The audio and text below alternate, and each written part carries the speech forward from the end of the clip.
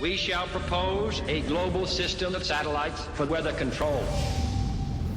He who controls the weather will control the world. We built this system of satellites to stop natural disasters. Someone is using it to create them.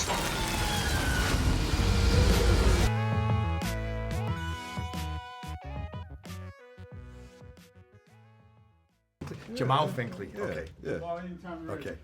That makes sense now. I'm reading up on this movie, and it's like talking about geopolitical influences on weather and everything else. I'm like, man, this guy had a great imagination. And I realized that it's kind of like what we're dealing with. Yeah.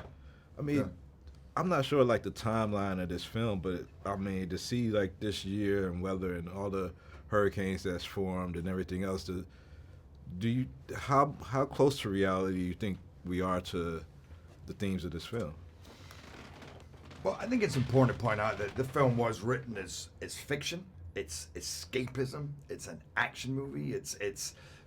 But it was always written with a reflection of where we are in our times. But it was written years ago. It was written 3 or 4 years ago. We filmed it a couple of years ago. Nobody knew just how timely it was going to become.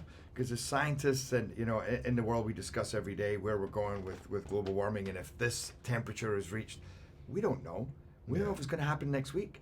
And I think that's what has been kind of uncanny, is just how close when you watch the opening of our movie is to where we are with that today. But then it moves on from that and says, how would you get past that? What would be the science? And I love the layout in this movie of this kind of scientific machine that stretches around the planet that would help, would save the day for us.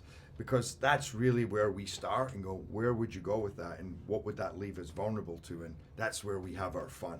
Yeah. Is, oh my God, that's weaponized? How do we find out? Like, who's doing it? And how do we stop it? Yeah. I mean, how scared do you get of these type of things? I know Scotland isn't really in the hurricane path, I don't believe, but y'all do have volcanoes and other stuff that happen like kind of close to there. Like, I mean, how scared do you get of like these natural disasters and weather? A natural disaster like an earthquake or a volcano, to me, that's unrelated to anything man-made, I'm not so scared of. It's everything that's man-made, between the tornadoes and hurricanes and flooding and droughts and heat waves. That's scary. Yeah. And it's funny you just said, is Scotland in that path? No, we're not normally in the path. We get some heavy winds, some gale force winds, but right now there's a hurricane heading towards Ireland, which is pretty much unheard of, which is going to hit there in 3 days. And it's news because they're like, what's heading towards us? So everything, we don't know where we're at right now. It's a scary time. Yeah. Oh, of course, an American. Actually, my brother and I were born in the UK, but thank you. Yeah, but you've got the old stars and stripes on your arm there and cowboy look in your eye. No offense, this is just a serious situation, and the last thing we need is some Washington stooge to come and supervise us, do we, lads? Well, you got one. And like that, I like to go on little adventures, or I like to hike. I like to get into nature. Love to get on my motorbike. Or just disappear, go camping as well. I'd love to go out and just pitch a tent. And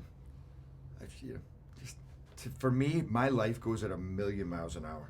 Yeah. Like, if you could see my days right now, my typical day has been a 15 to 17 hour day, and it's been going on for weeks. So for me, time away is just chilling, and reconnecting with what's important. I'm glad you could do that, so you could keep on turning in these great performances, man. I appreciate your time. All right, Jamal Finkley.